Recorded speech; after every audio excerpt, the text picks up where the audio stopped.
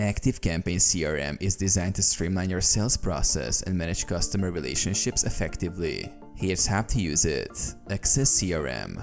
Log into ActiveCampaign and navigate to the CRM section on the dashboard. Set up pipelines. Create sales pipelines by going to Deals and selecting Manage Pipelines. Define stages that represent your sales process, such as lead, proposal, and closed won. Add contacts. Import or manually add contacts to your CRM. Go to the Contacts tab and click Add a contact to enter their details. You can also segment contacts based on criteria for targeted management.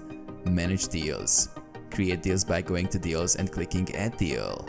Assign deals to contacts, set expected close dates, and associate them with the appropriate pipeline stage.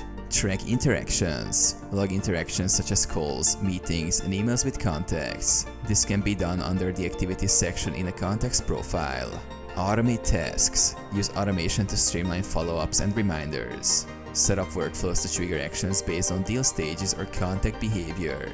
Analyze performance. Use CRM reporting tools to analyze sales performance, track deal progress, and measure key metrics like conversion rates and pipeline efficiency.